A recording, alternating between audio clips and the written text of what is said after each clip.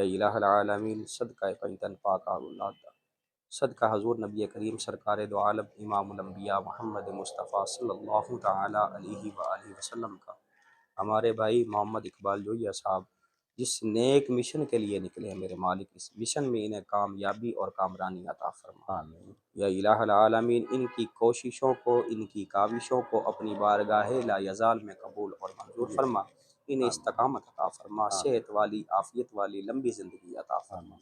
یا الہ العالمین ہم سب کو حضور نبی کریم تاجدار مدینہ صلی اللہ تعالی علیہ وآلہ وسلم کی سنت اپنانے کی توفیق عطا فرما، آقا کریمین کے اسوہ حسنہ کو اپنانے کی توفیق عطا فرما۔ صلی اللہ تعالی خیر خلقہ و نور عرشہ محمد و آلہ و اصحابہ اجمعین برحمتک۔ بسم اللہ الرحمن الرحیم۔ آج ہم بہاول نگر محترم جناب الحاج پیر سید سردار علی شاہ صاحب کے مزار شریف پر حاضر خدمت ہوئے ہیں اور صاحبزادہ سید سردار حسن شاہ صاحب کے پاس ان کے انٹرویو کے لیے حاضر ہوئے ہیں۔ اجازت ہو تو تھوڑی سی گفتگو کریں۔ جی جی بہت شکریہ۔ آپ کا پورا نام؟ میرا نام سید سردار حسن شاہ بخاری گولڑی، قبلہ والد محترم کا؟ سید محمد اسلم شاہ صاحب بخاری گولڑی۔ آپ کی تاریخ پیدائش اور جائے پیدائش؟ میری تاریخ پیدائش سن 1986، بہاول نگر ضلع۔ ماشاء اللہ۔ جائے پیدائش بہاول نگر۔ جی۔ آپ کی تعلیم اور وہ تعلیمی ادارے جہاں سے آپ نے تعلیم حاصل کی؟ میرا جو مادر علمی ادارہ ہے وہ ہے جامعہ نظامیہ رضویہ اندرون لوہاری گیٹ، جی۔ اور اس کے بعد جامعہ شمشیہ فیض باغ، صحیح۔ اور اس کے بعد پھر چشتیہ میں نور المدارس، پھر ملتان شریف میں انوار العلوم، ماشاء اللہ۔ پھر اس کے بعد ادھر بہاول نگر کی سرزمین پر دارالعلوم سید المدارس جو ہمارا اپنا مدرسہ ہے، صحیح۔ ادھر کچھ سال میں تعلیم حاصل کرتا رہا۔ پھر مولانا مفتی محمد امین صاحب رحمۃ اللہ علیہ، پھر استاد محترم، ان کے پاس میں مختلف اسباق جو ہے پڑھتا رہا، اور مکمل تعلیم میں نے ادھر بہاول نگر کی سرزمین پر ہی حاصل کی ہے، دارالعلوم سید المدارس میں۔ علی جان تھوڑا سا اپنا خاندانی پس منظر بتائیں، قبلہ والد صاحب کا اور بزرگوں کے متعلق تھوڑا سا بتائیں کہ کب سے یہاں آباد ہیں اور کب کا سلسلہ ہے؟ ہمارا جو تفصیلی گفتگو ہے۔ آبائی گاؤں ہے وہ ہے چک بھلو کے، جی۔ جہاں پر میرے پردادا سید حاجی امام شاہ صاحب رحمۃ اللہ علیہ آپ کا مزار شریف بھی ہے، جی۔ اور ادھر ہی آپ کی ولادت باسعادت ہوئی ہے، اور وہیں پر میرے دادا سید سردار علی شاہ صاحب رحمۃ اللہ علیہ ان کی جائے پیدائش بھی وہیں پر ہے۔ ماشاء اللہ۔ اور اس کے بعد انہوں نے اپنی تعلیم کا آغاز کیا جی۔ کبوتری میں مولانا جان محمد صاحب، ابتدائی تعلیم جو ہے آپ نے ان سے حاصل کی، فارسی، صرف، نحو وغیرہ۔ ماشاء اللہ۔ اس کے بعد آپ دورہ حدیث شریف کے لیے مدرسہ عبدالرب دہلی شریف میں آپ تشریف لے گئے، دورہ حدیث وہاں سے آپ مکمل کر کے آئے، جی۔ اور سن 1949 یا 50 میں غالباً آپ بہاول نگر کی سرزمین پر آئے۔ خواجہ فتح محمد صاحب وہ بھی میرے دادا کے استاد تھے، تو ان کا جامعہ تھا ادھر، ان کی زیر نگرانی پھر وہ مدرسہ جو جامعہ ہے ادھر وہ چلتا رہا، 2-3 سال خدمات آپ نے وہاں پر دی، اور اس کے بعد قاسم روڈ پر آپ نے ایک چھوٹی سی مسجد میں آ کر امامت اور خطابت کا آغاز کیا، پھر اس کے بعد آہستہ آہستہ اس کو مرکز میں کنورٹ کیا، اور بہاول نگر کی سرزمین پر سب سے پہلے مرکزی جامعہ مسجد المعروف سید سردار علی شاہ صاحب کی یہ بنیاد آپ نے رکھی۔ ہاں جی، اس کے بعد پھر آپ نے ماشاءاللہ یہ 4 کنال 19 مرلے جو جگہ ہے یہ وقف کی ادارے کے لیے، اور یہاں پر تعلیمی سلسلے کا باقاعدہ جو ہے وہ آغاز کیا، اور یہ سن 1952 میں اس کی بنیاد رکھ دی گئی۔ اور یہ تدریس و درس و تدریس کا سلسلہ اس جی وقت سے جاری ہے؟ جی الحمدللہ الحمدللہ۔ آپ ماشاءاللہ اس وقت مسند نشین ہیں۔ جی جی۔ ماشاءاللہ۔ چند ایک سوالات ہیں ان کے ذرا مختصر سے جواب انشاءاللہ میں حاضر۔ ایک لگا دیں ذرا۔ حضور، ہماری آنے والی نسل اپنے مستقبل سے مایوس کیوں ہے؟ جب انسان اللہ تعالیٰ کی رضا پر شاکر ہونا چھوڑ دیتا ہے نا تو پھر وہ مایوسی اس کے اندر پھیل جاتی ہے۔ ہاں جی، شاکرین کا کام ہے وہ کوئی بھی مصیبت ہو، کوئی بھی امتحان ہو تو وہ مایوس نہیں ہوا کرتے، بلکہ اللہ کی رضا میں راضی رہتے ہیں۔ جی، آپ نے روحانیت کے لیے کتنے سفر کیے ہیں آج تک؟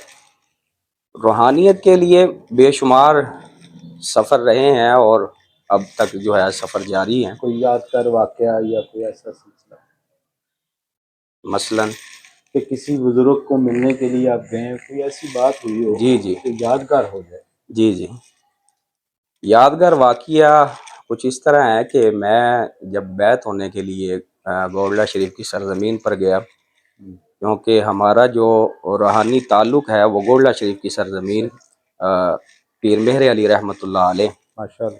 میرے دادا حضور جو تھے ان کے مرید تھے، اور میرے والد صاحب بھی اسی گھرانے کے مرید، پھر میرے چاچا حضور بھی اسی گھرانے کے مرید۔ تو والد صاحب نے یہ وصیت بھی فرمائی تھی کہ آپ نے کسی اور جگہ پر بیعت نہیں ہونا، کیونکہ ہمارا سلسلہ جو چلتا آ رہا ہے اسی سے ریلیٹڈ آپ نے رہنا ہے۔ صحیح۔ تو میں وہاں پر مرید ہونے کے لیے گیا تو دربار پر پہلی دفعہ حاضری تھی میری، تو مجھے اتنا معلوم نہیں تھا، علم نہیں تھا۔ خیر پتہ کیا میں نے، وہاں سے پوچھا بھی اس ٹائم جو ہے وہ دربار شریف کے گدی نشین کون ہے، سجادہ نشین کون ہے، تو مجھے بتایا گیا بھی شاہ عبدالحق شاہ صاحب گیلانی رحمۃ اللہ علیہ، آپ جو ہیں سجادہ نشین ہیں۔ تو میں نے کہا جی میں ان سے ملنا چاہتا ہوں، اگر ملاقات ہو جائے تو۔ کہا جی وہ سفر کے لیے گئے ہیں، آ گئے ہیں واپس، لیکن آرام کر رہے ہیں، تو پتہ نہیں اب وہ کب ملیں گے کب نہ ملیں، میں کچھ کہہ نہیں سکتا ہوں۔ میں تھوڑا سا وہ جس طرح آپ نے پہلا سوال مجھ سے کیا بھی انسان مایوس کیوں ہو جاتا ہے، تو تھوڑی سی مایوسی ہوئی، لیکن پھر وہ بزرگوں کا میں اتنا لمبا سفر جی اتنا لمبا اتنا طویل سفر میں کر کے آیا ہوں، پھر دوبارہ آنا ہو نہ ہو، موقع ملے نہ ملے، تو اب موقع بھی تھا تو اگر ہو جاتا تو بہت اچھا کام ہو جانا تھا۔ تو خیر میں دربار شریف پر بزرگوں کے دوبارہ گیا، وہاں پر جا کر میں نے مزمل شریف کی تلاوت کی، سورہ یاسین شریف کی تلاوت کی، سورہ فاتحہ شریف پڑھا، سورہ اخلاص شریف پڑھی، اور وہاں پر پھر میں نے دعا کی۔ میں نے کہا حضور میں تو بڑی دور سے آیا ہوں اور قسمت نے موقع دیا ہے آج مرید ہونے کا، بیعت ہونے کا، تو بزرگ تو ہے نہیں ہے، تو اگر آپ قبول کرنا چاہتے ہیں تو مجھ جیسے نکمے کو قبول کر لیں، مہربانی ہوگی، پھر پتہ نہیں زندگی رہے نہ رہے، موقع ملے نہ ملے۔ تو بس یہ میرا کہنا تھا۔ میں دوبارہ پھر جو ہے نا وہاں سے اٹھ کر سلام کر کے دوبارہ اس جگہ پر گیا جہاں پر شاہ عبدالحق شاہ صاحب گیلانی رحمۃ اللہ علیہ اپنی مسند پر بیٹھتے تھے۔ تو تھوڑی دیر کے بعد جو ہے نا تقریباً 4 سے 5 منٹ گزرے ہوں گے، ادھر جو خادم تھا اس نے آواز دینا شروع کر دی کہ حضور تشریف لے آئیں، جس نے آ کر زیارت کرنی ہو آ کر زیارت کر لیں۔ تو بس میں ان کے پاس گیا ہوں، تو ماشاءاللہ ادھر پھر بیعت ہو گئے ان کے۔ بہت اچھا۔ تو اس سے پہلے یہ تھا کہ ایک اور چیز تھی، کہتے ہیں کہ اللہ والے جب ملتے ہیں تو انسان کی تقدیر جو ہے نا وہ بدل جاتی ہے۔ زبانہ طالب علمی تھا میرا، علم کی طلب میں تھا، پڑھتا تھا اس ٹائم، تو نیا آغاز تھا، سلسلہ تھا، سارا معاملات تھے، بیانات کے لیے جایا کرتے تھے مختلف ادوار میں، والد صاحب بھیج دیا کرتے تھے کہ بھی جا کر تم نے وہاں پر بیان کرنا ہے۔ تو وہ ظاہری بات ہے جب سٹارٹنگ ہو تو تھوڑی سی مشکلات انسان کو ہوتی ہیں، وہ انسان فیس کرتا ہے اس کو۔ بزرگوں کو میں نے عرض کی کہ حضور اس طرح کر کے مشکلات آتی ہیں مجھے، تو آپ کوئی دعا فرما دیں کہ اللہ تعالیٰ میرے لیے آسانیاں فرما دے۔ تو بس وہ مجھے یاد ہے کہ انہوں نے 2 دفعہ نا اس طرح کاندھے پر میرے نا تھپ تھپ آیا، منتقل ہو گیا نا جی ماشاءاللہ۔ اچھا حضور، شریعت، طریقت، حقیقت اور معرفت میں کیا فرق ہے؟ شریعت وہی جو نبی علیہ الصلوۃ والسلام نے تعلیم دے دی، اور شریعت کے بعد طریقت ہے کسی کے راستے پر چلنا، کسی کے طریقے پر چلنا۔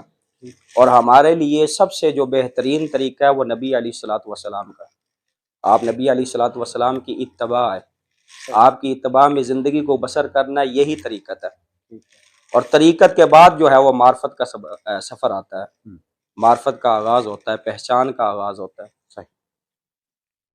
اصلاح معاشرہ کا پر بہت کام ہو رہا ہے جی جی ہمارے معاشرے میں، جی جی لیکن اس کے باوجود لوگ بے راہ روی کا شکار ہیں. کوئی زنا کر رہا ہے، کوئی جوا کھیل رہا ہے، کوئی چرس پی رہا ہے، بھئی اس طرح کے خرافات، کافی ساری خرافات.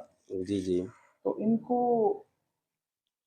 کوشش کر کے اولیاء کرام اپنے مریدین کے ذریعے کہ بھئی تم ذرا ان کو کنٹرول کرو، یا خود کوئی تھوڑی سختی کر سکتے ہیں، کوئی کردار ادا کر نہیں، سکتے ہیں. دین میں جو ہے وہ سختی نہیں کی جا سکتی، صرف اصلاح کی جا سکتی ہے، راستہ دکھایا جا سکتا ہے. جی باقی کسی کو کان سے پکڑ کر جو ہے وہ شریعت کے تابع نہیں بنایا جا سکتا. ٹھیک ہے. جی.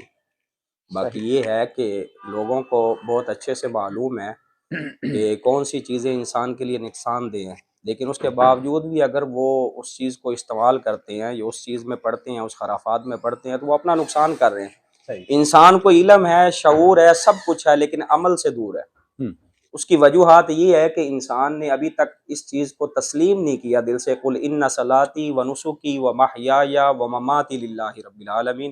اگر انسان اس کو ایکسیپٹ کر لے کہ میرا جینا، مرنا، کھانا پینا، میری عبادتیں، قولی فعلی بدنی، سب اللہ کے لیے ہیں، اگر یہ اس چیز کو اگر ایکسیپٹ کر لے تو پھر یہ ساری خرافات، یہ ساری چیزیں جو ہے وہ انسان کی زندگی سے دور ہو جائیں گی. اچھا، ہماری دعاؤں میں اثر نہیں، ہماری عبادات اور ثقافتیں دکھاوا بن رہی، جی. کیوں ایسا؟ دعاؤں کے معاملے میں یہ ہے کہ نبی علیہ الصلوۃ والسلام کا فرمان ہے، آقا علیہ الصلوۃ والسلام نے فرمایا کہ اللہ تبارک و تعالیٰ کسی کی بھی دعا کو رد نہیں کرتا. دعا کے مقام ہے، ایک تو فوری درجہ قبولیت کو پہنچ جاتی ہے، اور دوسرا یہ ہے کہ دنیا میں آنے والی جو مصیبتیں ہیں، جو مصائب و آلام ہیں، ان میں اللہ تخفیف کر دیتا ہے ان دعاؤں کے سبب، جو ہم نے کسی اور چیز کے لیے مانگی ہوتی ہیں، اور ہمارے ذہن میں یہ ہوتا ہے کہ یہ ہماری اللہ نے قبول نہیں کی. لیکن اللہ تبارک و تعالیٰ بہترین تدبیر کرنے والا ہے. اللہ بہتر جانتا ہے کہ انسان کے لیے کیا اچھا ہے، کیا اچھا نہیں ہے، تو اس میں تخفیف کبھی کر دی جاتی ہے، اس میں کمی کر دی جاتی ہے. اور ایک یہ ہے کہ آخرت کے لیے ذخیرہ اندوز کر لی جاتی ہے. آخرت میں اگر انسان کی نیکیاں کم ہوں گی تو وہ نیکیوں کے متبادل جو ہے وہ دعائیں اس ڈال دی وقت جائیں. ہاں جی قبول جی ہوگی. جی. زہد اور درویشی میں کیا فرق ہے؟ زہد اور درویشی، کیا زہد چیز ہے زہد اور درویشی؟ کیا چیز ہے؟ فرق نہیں. زہد جو ہے یہ درویشی کا ہی نام ہے. مطلب یہ کیا چیز ہے؟ اس کو میرے کہنے کا مقصد یہ ہے کہ عام آدمی بھی کر سکتا ہے، یہ بھی بندہ زاہد بن سکتا ہے. جس نے پرہیزگاری اختیار کر لی وہ زاہد بن سکتا ہے، لیکن زاہد بننے کے لیے علم کا ہونا ضروری ہے، علوم کا ہونا ضروری ہے. ادھر میں ایک تھوڑا سا جو واقعہ ہے وہ کوٹ کروا دیتا ہوں کہ ایک بزرگ گزرے ہیں، حضرت عبداللہ جبائی رحمۃ اللہ علیہ، جبائی رحمۃ اللہ علیہ. جی.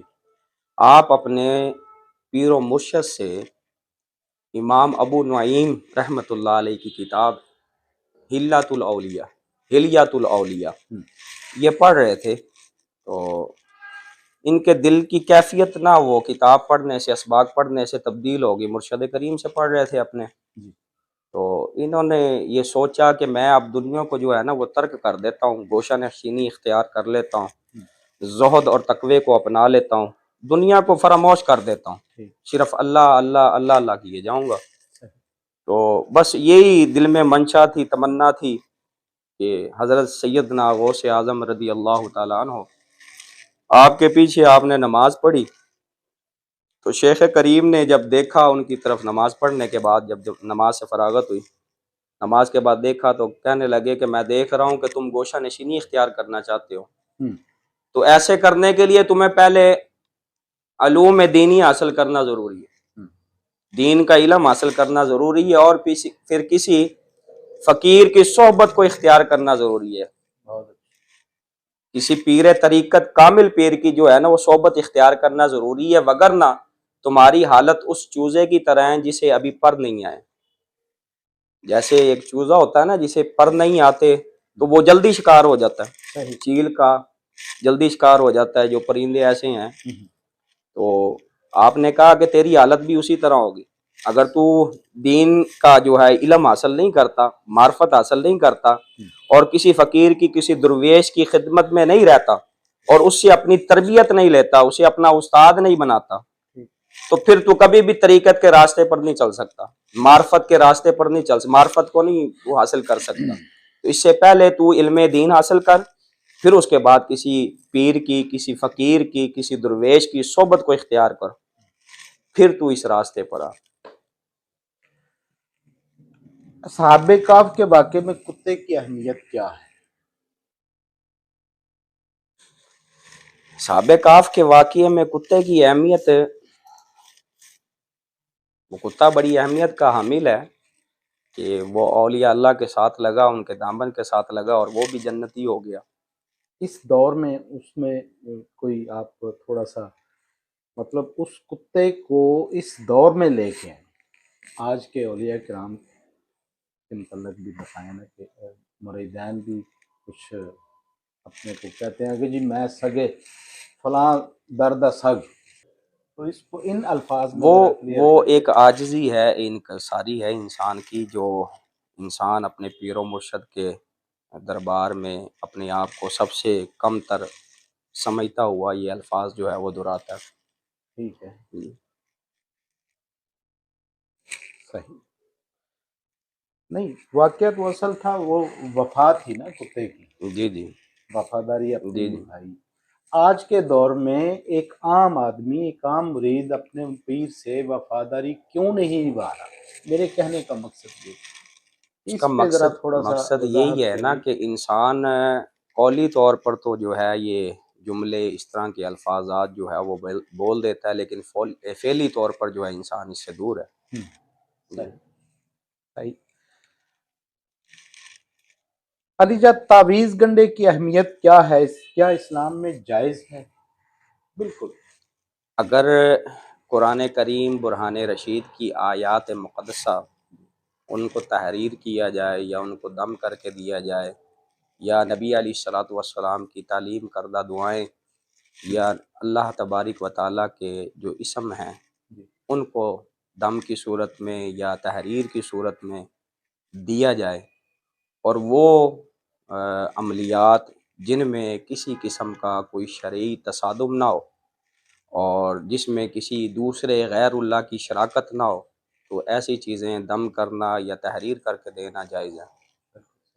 ہم نے دیکھا ہے کہ کئی آستانوں پہ یہ دیکھا ہے کہ کئی لوگ آتے ہیں دم کر دیں جی، اور دم کرنے کے بعد عام بندے کو سکون بھی مل جاتا ہے. جی جی اثر ہے اس بے میں. شک قرآن کریم برہان رشید میں اللہ تبارک و تعالیٰ نے مومنین مومنات کے لیے شفا رکھی ہے.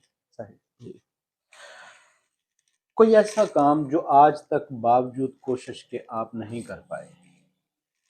انسان کی ہوتی ہے خواہش کہ میں فلاں کام کر دوں. یوں تو ہزار خواہشیں ایسی کہ ہر خواہش پر دم نکلے. واہ کیا جی بات. جی لیکن ہوتا ہے نا لیکن ضروری ٹارگٹ نہیں انسان ہے کا. کہ ہر خواہش ہی انسان کی پوری ہو. بالکل. تو جو پوری ہو جاتی ہیں اس پر اللہ کا شکر ادا کرتے ہیں، اور جو نہیں پوری ہوتی ہیں اس پر بھی اللہ کا شکر. ٹارگٹلی کوئی ایسا کام ہوتا ہے انسان کا کہ میں یہ کام کروں اپنے بزرگوں کے نام پہ یا اپنے نام پہ، کوئی ایسا سلسلہ ہوتا ہے نا انسان کا کہ یہ کام کر دوں یار بڑا، تاکہ ہمارے اجداد کا بھی نام رہے، میرا بھی چلو اس لڑی میں میرا بھی نام رہے. کوئی ایسا ٹارگٹ ہوتا ہے کہ آنے والے ابھی وقت میں؟ تک تو جن معاملات میں بھی کوشش کی ہے، جی اللہ تبارک و تعالیٰ کا بڑا کرم رہا ہے کہ اس میں سرخ روح ہوئے ہیں. ماشاءاللہ. تو ابھی آغاز سفر ہے، تو انشاءاللہ آگے آگے اللہ بہتری کرے گا. اور ہم اپنے نفس کا محاسبہ کیسے کر سکتے ہم اپنے نفس کا محاسبہ اپنے اندر جان کر ہی کر سکتے ہیں. جی ہیں؟ صبر اور شکر میں آپ کسے اہمیت دیتے ہیں؟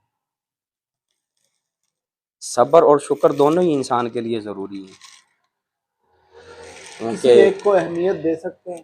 دونوں کو اہمیت دینی چاہیے، کیونکہ اس طرح ہے نا کہ قرآن کریم برہان رشید میں رب ذوالجلال نے فرمایا ہے لَإِن شَكَرْتُمْ لَأَزِيدَنَّكُمْ، اگر تم اللہ کا شکر ادا کیا کرو گے اللہ کی دی ہوئی نعمتوں پر تو اللہ تبارک و تعالیٰ تمہاری نعمتوں میں اضافہ کر دے گا۔ والا اگر ان نعمتوں کا تم شکر ادا نہیں کرتے تو پھر اللہ ذلت والا عذاب دے گا۔ اور صبر میں یہ ہے کہ رب ذوالجلال نے فرمایا، صبر کا بھی اسی طرح کچھ ریلیٹڈ ہے معاملہ، اللہ نے فرمایا انما یوفی الصابرون اجرهم بغیر حساب، اگر صبر کرو گے تو تمہیں زیادہ دیا جائے گا۔ کبھی آپ کو تنہائی میسر آئے تو کیا سوچتے یہ راز کی باتیں ہوتی ہیں۔ ہیں؟ چلو اپنے مریدین کی ہو، عوام الناس کو بھی بتانی چاہیے کہ چلو کچھ زیادہ نہیں تو تھوڑا تبرکن بھی دے دیں نا۔ ایک غلام زیادہ سے زیادہ کیا سوچ سکتا ہے؟ سبحان اللہ، بہت اچھا، بہت اچھا۔ اچھا کچھ لوگ آپ پر تنقید بھی کرتے ہوں گے، بے شمار تنقید بھی کرنے والے ہیں، تو محبت آپ کرنے والے بھی ہیں۔ ان کا کیسے سامنا کرتے ہیں؟ غصے سے جواب دیتے ہیں یا پیار سے، یا کس طرح سمجھاتے ہیں؟ ہمارا غصہ جو ہے وہ بھی شریعت کے تابع ہے اور محبت بھی شریعت کے تابع ہے۔ سبحان اللہ، بہت اچھا۔ اپنے چاہنے والوں کے لیے کوئی پیغام دے۔ چاہنے والوں کے لیے پیغام یہی ہے کہ اللہ تبارک و تعالیٰ کی رسی کو مضبوطی کے ساتھ تھام لیں، قرآن کریم برہان رشید سے اپنا رشتہ جوڑ لیں، اور آقا علیہ الصلوۃ والسلام کی تعلیم پر عمل پیرا ہو جائیں، اور آقا علیہ الصلوۃ والسلام کی اتباع کریں۔ انشاءاللہ دنیا میں بھی سرخ روح ہوں گے، خوشحال ہوں گے، اور قبر کے اندر بھی سرخ روح اور خوشحال ہوں گے، اور آخرت کے اندر بھی سرخ روح اور خوشحال ہوں گے۔ ماشاء اللہ، یہ آپ نے ماشاءاللہ کافی ذخیرہ رکھا ہوا ہے جی جی کتابات کا۔ جی اس جی میں آپ کوئی اضافہ بھی کر رہے ہیں؟ آپ خود بھی کوئی تحریر کر رہے ہیں؟ ابھی تحریری سلسلہ تو میں نے شروع نہیں کیا، جی لیکن خواہش ہے یہ، جی، اگر زندگی نے وفا کی، زندگی نے ساتھ دیا تو انشاءاللہ پھر قلم بھی اٹھائیں گے۔ ماشاء اللہ، جی، بہت شکریہ جی، آپ نے بلاخر وقت دیا ہمیں، بہت مہربانی، بہت شکریہ، ہم آپ کے شکر گزار ہیں۔ اللہ آپ کو بہت سلامت شکریہ۔ رکھے۔